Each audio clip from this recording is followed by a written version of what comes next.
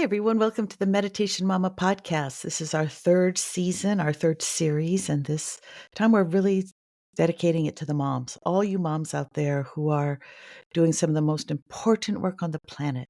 I just have such a deep, wonderful, tender place in my heart for all of you, and we've decided to put this little series together for you over the holidays to just help you remind you, and help you learn how to see that you're doing a good job. That's my hope, is that you can know what I know. I know you're doing a good job. My hope is that you can know that too. And so obviously there's probably some dads and grandmas and grandpas and other people without kids listening to this podcast, and I want you to know that there's so much good stuff here. So much good stuff here. So yes, it's for everyone, but I will be speaking mainly to the moms. So moms, welcome. I'm Caren Prentice. I am the founder of Meditation Momma. I have 4 kids of my own, 5 grandchildren, and I've been down this road. I've been down this road in many, many of the same ways, facing and dealing with the same things you are. But I'll be honest with you, what you're dealing with today is a whole nother ball game than what we had to deal with. And so I want to support you. My heart is here to support you in the ways that I can, which is helping you to shift what's going on in the inside so that you become whole. And in that wholeness, and by wholeness, what do I mean? I mean unfuckwithable is what I mean. It doesn't matter what anybody says or does out there. None of it is going to have the power to disrupt your peace of mind, your equanimity, your feelings about yourself. That's what we mean by unfuckwithable. And that's ultimately the goal for our moms in our programs. And so for today, I wanted to just start with step 1, especially over the holidays, just give you something to hang on to. And step 1 is this: integrity. Integrity. So we're going to start with what I call the ham story, which you've probably heard me tell, or you've certainly heard before, but we kind of want to go here. So mom and daughter are baking a ham together. The daughter's home from college. They're baking a ham. And the mom says, okay, cut off both the ends of the ham, put it in the pan. And the daughter goes, why? And the mom goes, I don't know. Just cut off both ends of the ham, put it in the pan. The girl goes, well, why? And she goes, well, I don't know. That's what my mom did. That's what she told me to do. So that's what I do. And the daughter said, well, why? Why are we cutting off both ends of this ham? And so the mom goes, fine. I don't know. Let's call your grandmother. Let's find out. So they call grandma. Grandma answers. And granddaughter goes, hey, grandma, why do we cut off both ends of the ham before we put it in the pan? And grandma goes, oh, it's the only way it would fit in my pan. It's the only way it would fit in the pan. Oh, oh, okay. So now listen carefully. Do you see the integrity in this? Grandma taught mom. Mom learned well. Mom learned well, and mom taught granddaughter. Integrity. There's nothing wrong with cutting the ends off the hand. There's nothing there. She's not a failure. She's not doing a good job. It's not about any of that. Take all of that off the table. And let's just look at the integrity of learning well from your mother and then passing that same learning on to your daughter. Integrity. Or another way to look at it, A+ student. A+ student. You learned well. You learned well. Okay? All right, now hold that thought. Hold that thought. Because now I'm gonna try to open it up for you a little bit. And to recognize that there's enormous integrity in learning what our parents have taught us. Not just things like the ham, and not even the things they say. Because we've heard the story of the mom standing by the door to the kids' room, the teenager's room, with a martini in one hand and a cigarette in the other, and saying, kid, don't smoke, don't drink. It's like the message is a disconnect, the words and the actions. And of course, the kid most likely grows up and smokes and drinks. And what I want to just really kind of help you open up your mind to see is that when the kid grows up and smokes and drinks, there's nothing wrong with that. There's integrity in doing what was modeled, because what is modeled speaks way louder than words. And that's what we absorb. We absorb it and we learn it well. And so, in those moments when you are feeling impatient because your kid isn't getting their shoes on and you need to get out of the house to get to work on time or to get them to school on time, and you're responding with impatience, um, well, maybe that's what you learned. Nobody said, hey, when somebody isn't doing what you want and getting things done, be impatient. They just got impatient. And so what you learned was how to be impatient. Are you following me? And so there's integrity there. There's integrity there. If, let's say, if you tend to get angry and upset when things don't go your way, well, when things didn't go their way, did your parents respond with laughter and humor and just move along? Or perhaps when things didn't go their way, they got upset. And so nobody gave you a lecture. Nobody sat you down with a textbook and said, okay, so now when things don't go your way, you are going to get upset. You're going to get irritated. This is how you respond. No, they didn't need to. They modeled it. They modeled it. And you picked it up in very, very organic ways that embedded themselves in your whole patterning. And so there's nothing wrong with you getting upset if things don't go your way, because perhaps that's what was modeled. And you're in integrity with, listen, the legacy. It's a big word, the legacy of your family history. My family, the history was blame, right? Never, ever be accountable. Always blame somebody else. And my dad never sat us down and said with a lecture, now listen carefully. I want you to make sure that you never admit you're wrong. It's never your fault when anything happens. You always throw it out there, throw the blame out there, and you protect yourself. Put the blame out there. Never said that. But all of us kids learned that. All of us had learned it, and some of us have unlearned it, worked really hard to unlearn it. But the point is, when we were in integrity, we learned well. We learned well. And so these things that work inside us that help, that we feel like we're not doing a good job because of getting frustrated, getting impatient, being angry, caring a lot what other people think, wrestling with that balance between my job and my family and my standing in the community, the people's opinions of me, and spending time with my family. Those might be learned traits, at which point we look at them and we don't say there's something wrong with me. We say, of course I do that. I learned well. I was a good student. And there's more. It's more. Even that ability or inability, when things get emotional and somebody's upset and that emotion comes in, and that part of us that wants to just jump in and fix it because we're uncomfortable being around it, so we want to jump in and fix. Well, that's something that we also learned well. Or if things get too intimate, too emotional, too vulnerable, we shut down. We just shut down. Oh, maybe there's nothing wrong with me or your spouse or your friends when that happens. It's what was learned. And we're all in integrity. There's nothing wrong with us. Of course, we respond that way. We're A+ students. We learned well.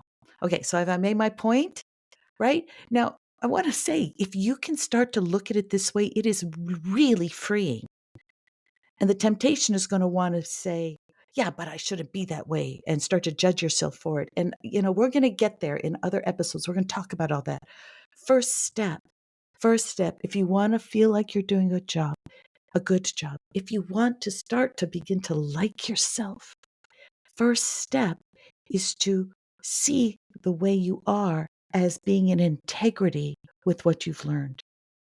It may be from your parents, your teachers, your friends, your culture, but see it as something you've learned well. And yes, maybe it's time to shift. Maybe it's not working for you anymore. Maybe it's a problem. Certainly for me, blaming everybody else was a problem. It was a problem. My anger was a problem. But I had to first recognize it and not beat myself up for it. Then the change is so much easier because, my dears, these patterns, right? This being so hard on yourself, these patterns are hard to break. I think of them as like grooves in the road. You know, if you've ever been on a freeway and the ruts in the pavement are so deep that you try to move your car out, get out of the rut, and you can only get out for a few moments, and then boom, you're right back in. And normally it's maybe not such a big deal, but here in the Pacific Northwest, where I am, it rains a lot. And sometimes you're in those grooves, and if it's raining, you can start to hydroplane. So I would try to get myself out, and it was so hard to stay there because, oh, now I'm too close to those cars on that side, or oh, now I'm too close to the divider on that side. And so, let me get back where it's comfortable. But no, it's not working. I might hydroplane. It's complicated. I hope that example makes sense. And I would really encourage you to come up with a metaphor that will help you recognize that shifting deep, deep patterns is not a one and done. It takes time. It takes practice. It takes learning a new way. So back to our ham story. The daughter is going to go on, and the next time she makes a ham, she's just going to put it in the pan because her pan is big enough. The mom's first instinct when she pulls out that ham is going to be to cut the ends off. She might even start to cut the ends off, or even cut them off and then realize, oh, wait a minute. That's not true anymore. That's not true anymore. There's a different way to do this. And it will take the mom a little bit of time to not cut the ends off the ham and break that habit. Is that making sense? Excuse me. And so one of the things we want to really be good and kind and gentle with ourselves is, you don't know what you don't know. And if nobody ever modeled gentle, patient, kind, easygoing, how are you to know? And so this is what I love about meditation is meditation gives us the tools. It gives us a way to learn a new way, to do it differently. And one of the ways to make these little changes is to celebrate the small victories. So to go back to my analogy with the ruts in the road, it's if I focus on, oh, I got sucked back into the rut, oh, I got sucked back in, I'm just feeding that pattern, right? But if I focus on, oh, I got out for a few moments. Yeah, it was a little uncomfortable being so close to that other lane. Okay, Caren, you can do it. If I focus on that victory, if I focus on that helps me, that feeds the change. It feeds that part of me that wants to do it differently. And there's nothing wrong with me when I get back into those grooves. I had learned well. And if you take away anything from this today, my hope is you'll take away that there's nothing wrong with you. You've learned well. You're an A+ student. And more than that, there's integrity in learning well from your parents, from your mentors, from your teachers, right? So let's see if we can walk down that road and recognize that every one of us, not just you, but everybody, is doing the best they can with what they've been through, with what they've been taught. There's an old Native American proverb, at least when I first heard it, that's how it was told to me, that to never judge another until you've walked 5 miles in their shoes. Because until then, you don't really know. You don't really know. You don't really know. And so if we can recognize that we've been walking miles and miles and miles in our parents' shoes, our grandparents' shoes, our great-grandparents' shoes, this isn't about judging them. It's about recognizing, yeah, this is what I've learned. This is what I do. And, I'm ready to do it differently. And then little by little, we start to shift. We start to change. And I think one of the things I really want to try and give you that my teacher, my guru gave me was he used to tell us this story about uh, one of the disciples who had her husband was an incredibly difficult person, and word got around to the other disciples that the day had come where she just hit him. She was so exasperated and fed up with him. And it went around the disciples. It was just like this gossip. Ooh, did you hear so and so hit? Because in the yoga tradition, it's nonviolent, right? And my guru came to the disciples, called a meeting. This was way before my time. And so I've heard this from secondhand from him. And he called the meeting and he said to everybody, I hear you're all, judging so and so for hitting her husband. Well, I just want you to know that it had been me in that situation, I would have hit him with a baseball bat. His point being that she was doing a better job of living her life than he could. And what that gave me, and what I hope this can give you, is a recognition that nobody can do your life as well as you. You are doing a good job, given all of the circumstances, all of the things. You are doing a good job. No one else could do it better. Yeah, in your mind, there it goes, thinking somebody else, Caren, no, somebody else could do it better. No, I'm telling you, nobody else could do it better. And that was what our guru was trying to teach us with that story, right? Even with him, with everything he knew, his impulse would have been to hit the guy with a baseball bat. I hope I'm getting the message across, because what I want to say to you, moms, is you are doing a good job. You are doing a good job. I see it. I know it. And here's what I want to offer you as we end the episode today. Start here. If you get impatient when your kids aren't putting their shoes on and you need to get out the door, right? And you feel that impatience rising up, say to yourself, oh, of course I'm feeling impatient. That's what I was taught. I was a good student. If you're going somewhere out of an obligation, you feel like you just have to do it and you don't really want to do it, but you just can't say no. You go, oh, yeah, I learned well. I do things to please other people. Yes, I learned well. If giving gifts in the holiday season is really hard to you and you get stuck in that trap of somebody gives you a gift and you feel like you have to respond and you're just so conflicted and irritated, you say, yes, of course I'm irritated. I learned well. I learned that you're supposed to reciprocate when somebody gives you a gift. Are you following me?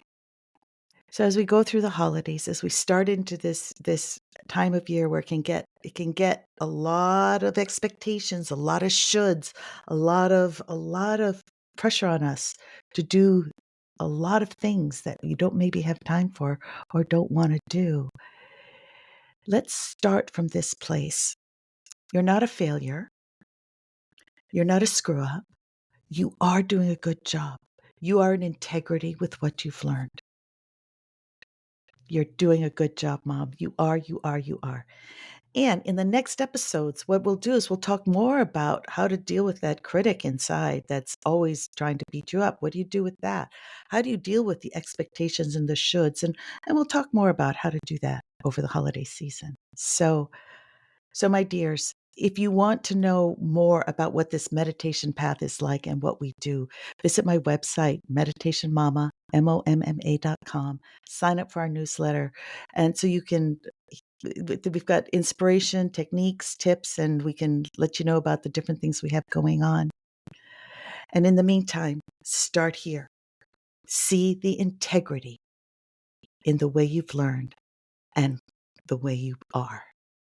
See the integrity. All right, loves. I'll see you in the next episode.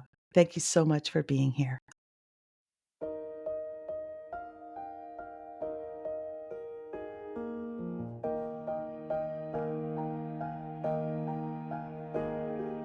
May I be happy, may I be free, joyous, grateful, safe and at ease.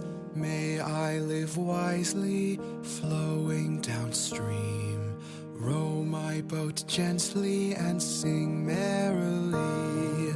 May you be happy, may you be free, joyous, grateful, safe and at ease. May you live wisely, flowing downstream, row your boat gently and sing merrily.